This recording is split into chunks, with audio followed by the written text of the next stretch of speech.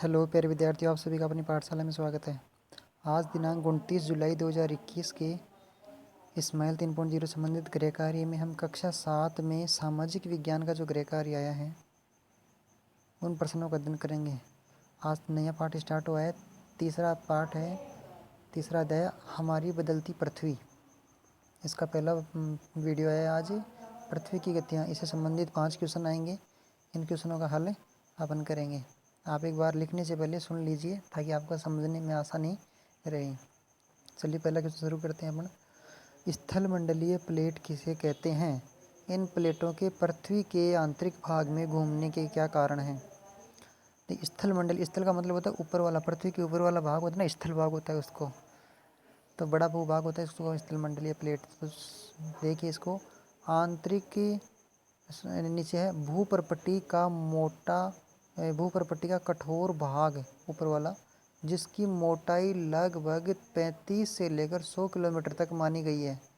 तो इस भाग को क्या कहते हैं? स्थल मंडलीय प्लेट कहते हैं। कितनी मोटाई मानी गई है? लगभग 35 से लेकर 100 किलोमीटर तक की मानी गई है और इसको क्या बोलते हैं अपन? स्थल मंडलीय प्लेट कहते हैं।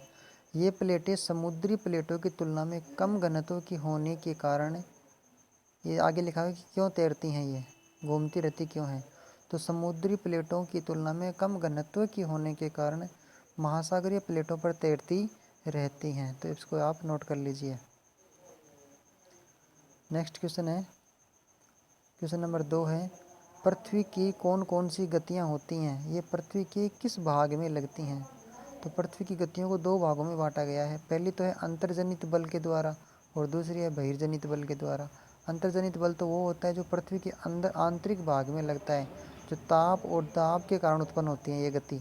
और दूसरी है बहिर्जनित बल के द्वारा, ये पृथ्वी के बाहरी घटनाक्रम के द्वारा होती हैं। बाह्य दबाव और बाह्य ताप दाब के कारण होता है, जैसे नदियाँ होती हैं, पवनें होती हैं, समुद्री तरंग, हिमनद आदि, ये बाह्य दबाव के कारण ये बहिर्जनित बल उत्पन्न होता है। तो इस प्रकार से ये गतियाँ होती हैं। मैं इनको हटा देता हूँ ताकि आपको लिखने में आसानी रहे। क्वेश्चन नंबर 3 है, इसमें नेक्स्ट है, अंतर्जनित बल के कारण उत्पन्न आकस्मिक गति से पृथ्वी पर क्या क्या परिवर्तन होते हैं? पृथ्वी के आंतरिक भाग में अत्यधिक ताप एवं दबाव के कारण अचानक पृथ्वी में कंपन होता है, अचानक दबाव आते हैं, अचानक कुछ बदलाव होते हैं। तो ऐसी घटना जब होती है तो पृथ्वी पर क्या होता है? भूकंप आ जाता है, ज्वालामुखी हो जाते हैं, भूस्खलन हो जाता है, भूमि फट जाती है, टूट जाती है, या फिर भूमि खिसक जाती है। घटनाएं घटित होती हैं जिसके कारण अत्यधिक जान माल की हानि भी होती है। तो ये पृथ्वी के आंतरिक दबाव के कारण होता है और अचानक होते हैं ये परिवर्तन। तो इसको आकस्मिक गति बोलते हैं ना। नेक्स्ट क्वेश्चन है अपना, क्वेश्चन नंबर 4 है, बहिर्जनित बल के द्वारा पृथ्वी पर होने वाले अपरदन और निक्षेपण के उदाहरण दीजिए। बहिर्जनित बल के द्वारा पृथ्वी पर होने वाले अपरदन और निक्षेपण के उदाहरण इस प्रकार से। पहला तो है नदी या बहता जल। नदियों के माध्यम से बाढ़ आ जाती हैं, अत्यधिक जान माल की हानि हो जाती है। कई आबादी वाले क्षेत्र में आ जाते हैं तो बहुत ज़्यादा नुकसान हो जाता है। कभी कहीं पर गहरे गड्ढे हो जाते हैं तो ये अपरदन हो जाता है, कटाव जिसे कहते हैं। तो अलग अलग प्रकार से होते हैं ये। इसी प्रकार से पवनें होती हैं, ये बाहरी पृथ्वी के बाहरी भाग पर होती हैं, ये भी तेज़ आंधी आ जाती है, तूफान आ जाते हैं, तो ये पवनें होती हैं। इसके वजह से भी अत्यधिक परिवर्तन होता है। समुद्री तरंग है तो समुद्री इलाकों में ज़्यादा होता है ये। और हिमनद ज़्यादा होता है। हिमनद क्या है? जो बर्फीले पहाड़ी इलाके होते हैं तो वहाँ पर ज़्यादा ये घटनाएं घटित होती हैं। कभी बर्फ़ टूट जाती है, बर्फ़ गिर जाती है, या पत्थर वगैरह आ जाते हैं, तो इससे नुकसान होता है ज़्यादा। तो ये इसके बहिर्जनित बल के उदाहरण हैं सभी के सभी, आप इनको नोट कर लीजिए। क्वेश्चन नंबर 5 है, पृथ्वी पर ज्वालामुखी निकलने का क्या कारण है? पृथ्वी पर ज्वालामुखी निकलने का, ज्वालामुखी किसे कहते हैं? भूप्रपट्टी पर खुला एक ऐसा छिद्र होता है जिससे पिघलते हुए पदार्थ अचानक निकलते हैं, तो उसे क्या कहते हैं? ज्वालामुखी कहते हैं। भूमि के भाग ही होता है जहाँ पर ज़मीन में से अचानक पिघलती हुई गर्म चीज़ें निकलती हैं, तो उसे क्या कहते हैं? ज्वालामुखी कहते हैं। ये क्यों निकलती हैं? अत्यधिक ताप और दबाव के कारण नीचे दबाव बन जाता है, जैसे कुकर में निकलती है ना गैस, उसी प्रकार से भूमि के अंदर से ये निकलती हैं। तो इसके उदाहरण है लावा है, राख है, गैस, जलवाष्प आदि निकलते हैं।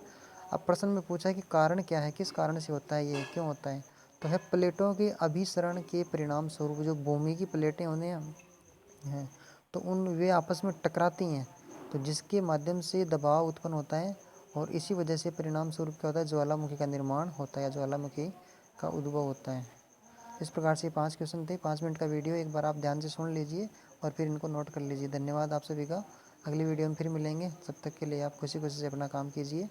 आप सभी का धन्यवाद। और वीडियो पसंद आए तो लाइक ज़रूर करें। हमें पता चलता है कि कितने बच्चे देख रहे हैं, कितने बच्चे नहीं देख रहे हैं। हमें भी खुशी होती है कि आपके ये वीडियो काम आ रहा है। आपके काम आए तो ज़रूर आप कमेंट बॉक्स में यस कहें, ताकि हम अगले वाला वीडियो भी हंसी खुशी के साथ में बनाएंगे आपके लिए। धन्यवाद।